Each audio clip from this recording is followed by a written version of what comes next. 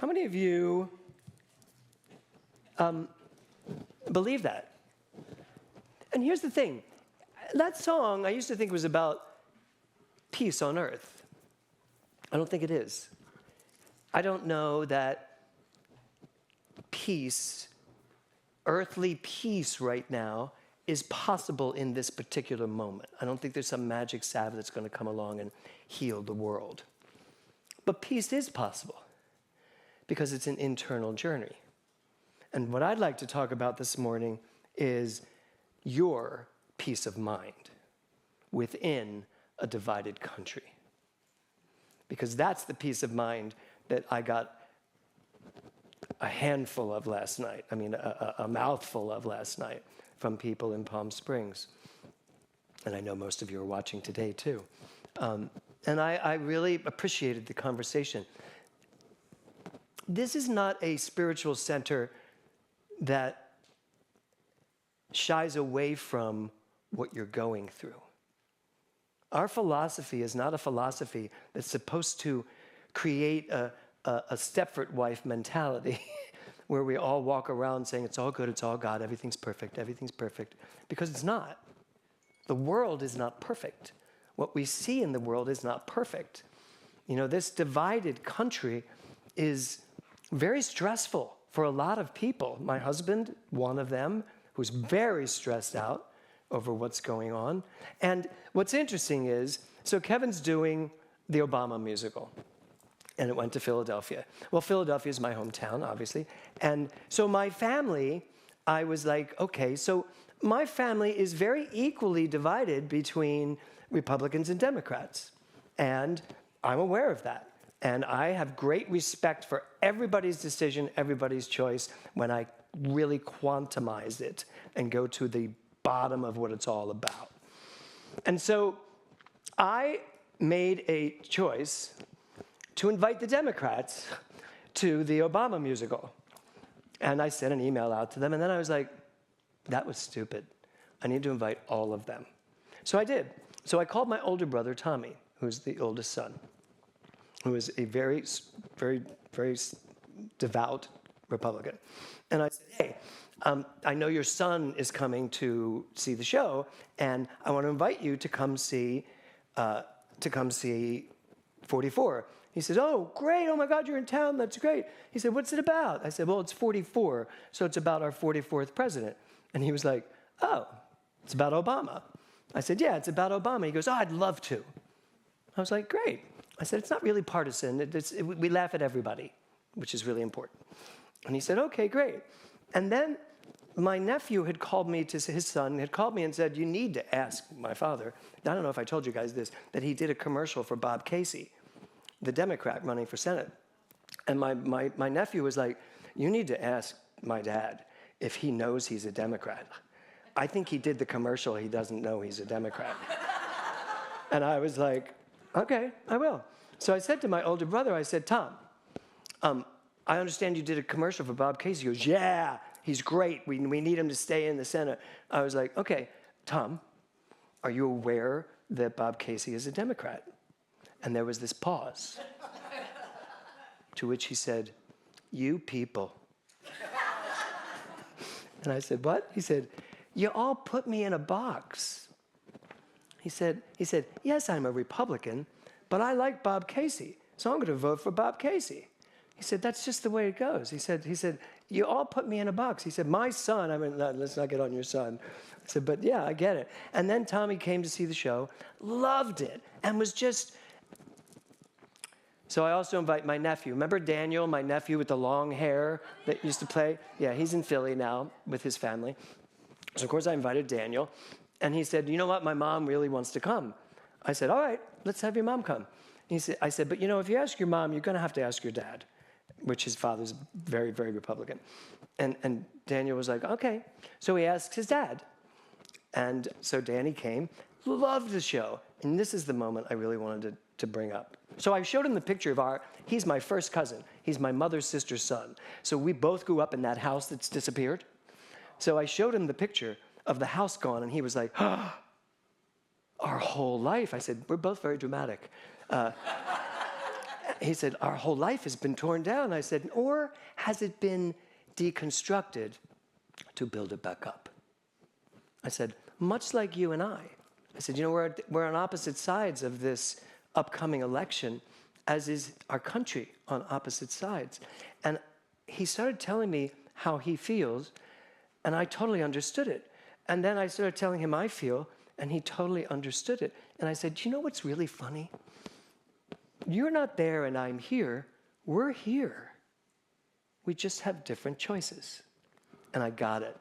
And he got it. And we cried and we hugged, and it was just, the whole thing was beautiful. The whole thing, all of the relatives came, laughed, had a great time. So I want to show you something. I was watching a video. I'll show you. This is Ben Lionel Scott. He's a motivational content creator. He said, life doesn't give you what you want. It gives you who you are. I've never heard it said that way. Life doesn't give you what you want, much to what you were saying. It gives you who you are. So, like it or not, in this philosophy, we are all in the midst of a divided country because that's who we are. That's not who they are. That's not, that's the problem. It's who we are. It's who you are. It's who I am. And the divide in this divided country comes from the way I'm using my mind, how I see the world, how I represent the world, the beliefs I have. So if I'm looking at my beliefs, and if I'm looking at this idea peace is possible, the question is peace possible in my own mind? And is peace possible in a divided mind? If I'm seeing the world as divided, if I'm seeing the world as catastrophic, if my way doesn't go down. I've done a lot of soul searching on this, really asking myself, how did this country get to this moment in time? And what I finally came to was, because every country gets to this moment in time where something needs to change. Something will change, and that's good. And my life is unfolding perfectly no matter what is not just a slogan I came up with one day. It's my already established premise of life, that life is unfolding perfectly, ready? No matter what. So if you're sitting here today on pins and needles because you're worried that your side, whichever side that is, isn't going to win, we're off principle, especially from a quantum perspective. So this next slide I'm going to show you is a little heady, and I'm going to tell you that right from the start. Actually, no. First, I'm going to show you my talk title. Ready? Undivided. Wow, good reaction. So first of all, I want to say thank you to Dr. Laurie for sending me that slide, because I loved it. Undivided. So if we're in a divided country, what's the opposite of that? Undivided. But here's the thing. In the quantum world, there's no such thing as divided. Nothing is divided. Who you are is not divided. You can't possibly be. Sandy and I are from the exact same pool of divine energy. We cannot be separate. I am you, you are me. That's the truth at the basic level of our existence. The entire universe is not a divided universe. It is a unified whole. One infinite expand of love and peace and creativity. That's the truth. That's the absolute truth. So if that's the absolute truth from a quantum level, and if I live my life from remembering who I am, because remember, that's the whole point. Life doesn't give you what you want. It gives you who you are. So the question becomes, who are you? Who do you see yourself as? Who do you accept yourself as? Because if you accept yourself as separate, you are in for one hell of a ride, because you're separate. And there's problems, and I'm not you, and you're different than me, and I'm different than you, and I want this, you want that. We're going to fight over it. But if you come from a place of knowing we are all one, imagine if every single person on this planet, with every person they met, every face they looked into, saw themselves. Life would be very different. It wouldn't be who's going to get the most, who's going to get less. It wouldn't be struggling and fighting. It would be a co-op, a cooperative, where we loved one another, took care of one another. So, here's the quote. It's a little heady. I will explain it. So this is from David Bohm, and it's from his thing called The Undivided Universe. Now, David Bohm is a theoretical physicist, major contributor to quantum theory and neuropsychology and philosophy of the mind. This is a brilliant mind.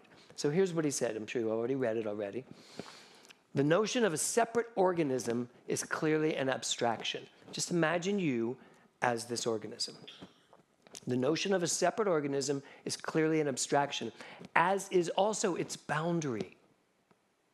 You're not just, Eric, inhabiting that space right where you are everywhere. You're everything everywhere all at once, right? Underlying all this is unbroken wholeness, even though our civilization has developed in such a way as to strongly emphasize the separation into parts. Sound familiar? So if that's not true on the quantum level, guess what? It's not true on our level, on the reality level, the relative level. It just isn't. So what we're seeing in the world is our use of our creative process, our use of the way we think, the way we feel, what we're willing and not willing to accept. But it all comes down at the end of the day to this. If you can remember who you are and stay in the truth of who you are, things shift, things change. I was asked recently in the quantum living class, somebody asked me in that class, I think they were asking for an affirmation or something to help them when things weren't going well. And it had to do with the election. How will I feel if I wake up on Wednesday and something happens that I don't want? And I said, you know, at the end of the day, there's only one thing I can give you. I know who I am. I know who I am. This world out here only impacts me to the degree that I let it. Only impacts me to the degree that I consider that my defining relative thoughts. I know who I am. Can you say that honestly to yourself? I know who I am. So Karen has the lyrics in the song. If I'm dreaming, what a wonderful dream to share. So let's keep dreaming because reality is waiting there. Here's the thing. What you're doing today with your mind is creating the reality you're going to live in. Truly. So, is that good for you? Is this good news? Yes. The way you're using your mind? Or are you using your mind in such a way that you're creating chaos in your own life? You're creating the chaos that surrounds you. It was funny yesterday, everybody was going around the room talking about how they felt, and this one person said, she raised her hand, she said, look, we're all a choice. We can move to Portugal. And I was like, oh my God, everyone wants to move to Portugal. I said, if you move to Portugal, guess what's going to happen? You're still going to be there. And you're the problem, not Portugal. And that's the issue. Are we willing? I know who I am. That's what equanimity is all about. Staying centered in the center of whatever is going on. And I'm literally speaking of this from both sides of this equation. You know, I really don't get involved in the Republican-Democrat, this negativity thing. If I am a Republican, I want a specific outcome for a reason. And that has to be okay. And if I'm a Democrat, I want my reality to be that for a reason. And that's okay too. But what's in the middle? What is in the middle? That's the only power, standing right in the center of it all, knowing who I am no matter what. So, I have a wonderful, wonderful slide here, because here's the thing. At the end of the day, when David Bohm says the notion of a separate organism is clearly an abstraction. So what is it that creates this notion in our minds that we're separate? Well, it's your imagination. Carl Sagan said, imagination will often carry us to worlds that never were, but without it, we go nowhere. I feel right now, as a country, we may be going nowhere fast. Really. Because everybody is so divided. And they're not using their imaginations to create a better life for themselves, and their imaginations to imagine what my life is right now. How many people here would say, on a scale of 1 to 10, that their life, the way they're living it, is somewhere between an 8 and a 10?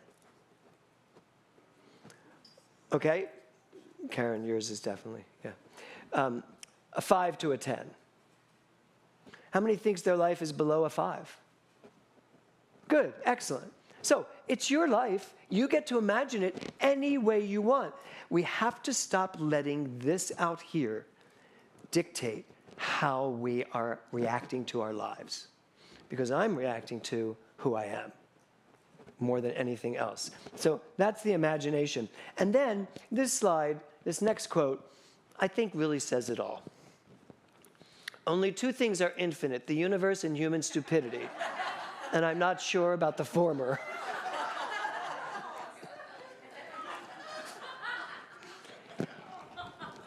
We're kind of being stupid. We have this infinite, crazy world of fun and possibility. And yes, I know, I do not want to undercut or disrespect any of your angst and fear and worry. I want you to have it, if that's what you would like.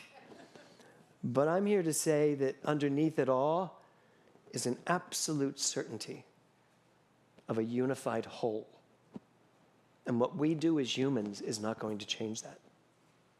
We may create some real interesting times, but in those interesting times, the question has to become, are you going to fall on the side of equanimity? Or you're going to fall on a different side.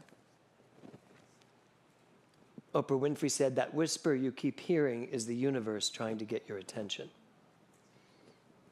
That gentleman coming out of his house with his dog, that's what he said to me. I mean, he didn't quote Oprah, but he probably could have. But he said, I don't ever walk my dog. I just knew it was something I had to do, or something that wanted to greet me. That moment was so, really makes me want to cry, that the universe has my freaking back at all times. And you too. This universe has your back at all times, no matter what, to the degree that you are aware of it, that you are conscious of it, and that you allow it in, that you let it whisper to you. Because I'm telling you, the whispers you're going to hear is, it's all okay. Everything is unfolding perfectly, because we teach this. Once you make a decision, the universe conspires to make it happen. So I'm suggesting in this month of equanimity, I'm suggesting that what we do is we start to make a decision to be at peace with who I am, to be at peace with who you are, no matter what, that you don't leave any room for something to push you off of that central mark, that you don't leave any room for something to come along and make you go to one side or the other, and certainly not to step off your equanimity and just try to navigate the world from what? Separation? No. So I'm going to ask you a question. Will you commit to spending this month paying attention to when you are and when you are not on balance? I got a phone call recently from someone who called me in the midst of an anxiety attack. I mean, like, just like I knew who it was, of course, but when I picked up the phone, I was like, hi, and then it was just, bah! And it was very smart of that person to call me, because my equanimity is pretty good. I stay pretty balanced. In fact, the other week, Reverend Dr. Laurie, something happened and things were like crazy. And she just looked at me, she goes, why aren't you upset? I said, well, because I know who I am and I know that this will unfold perfectly. She goes, I know, but it's not right now. I said, uh-huh. So I'm the person you want to call when you're in the midst of your anxiety attack, if you can get me. But this person called me, and I listened, and I laughed, and I had made sure she was laughing before we ended the call, and that was that.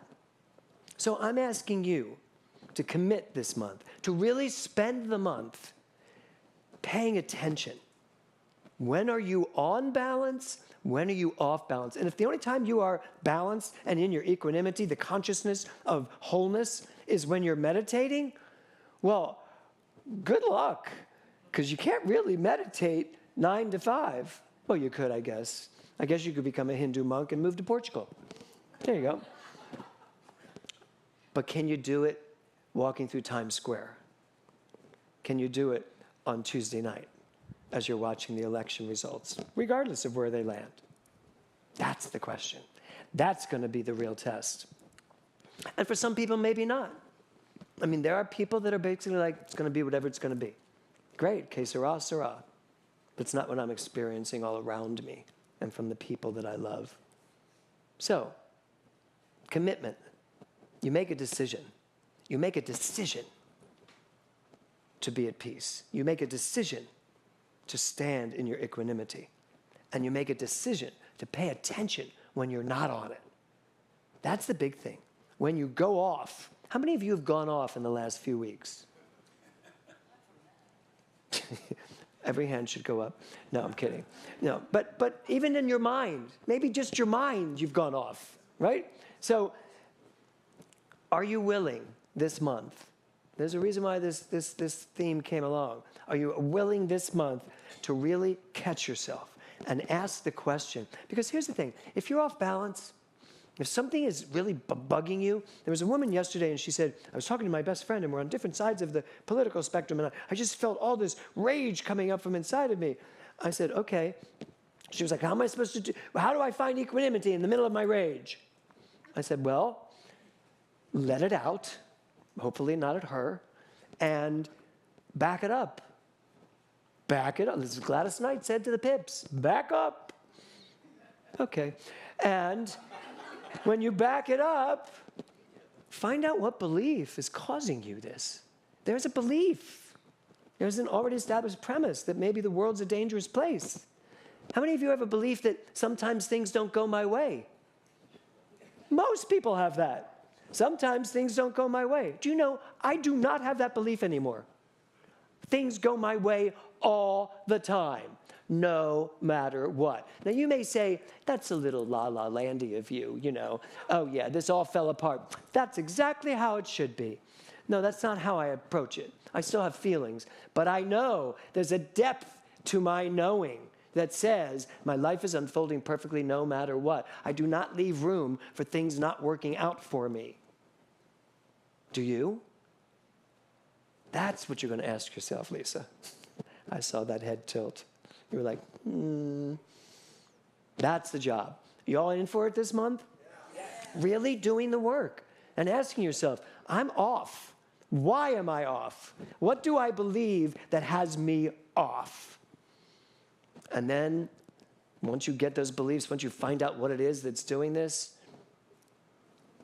call a practitioner or talk it out. Speak to somebody. But most importantly, spend the time knowing who you are. Because at the end of the day, I didn't go into this a lot in the beginning because of this. Love only, I know I kid about it sometimes saying, how y'all doing with that? It's not as easy as just those words may seem, to love only. But that means loving everyone. I love one of Karen's lyrics in the song when she says, start to think about what's going on in your mind with every person you meet. Really pay attention. Change the way you think about the world. Change the way you think about other people. Change the way you think about the other side, because guess what? There is no other side. There's just one unified whole. And if we can leave this sanctuary today with that as an ingrained truth, I defy you to have a tough week. Really. And if you do, back it up and find out why. Because at the end, peace is possible. Because peace starts right here in your mind. And if you can be peaceful in the midst of whatever's going on, then you, and that's that last line, then you are being the change you want to see in the world. You want the world to change? You want the world to do things your way? Then you start being that way yourself and watch what happens. Namaste.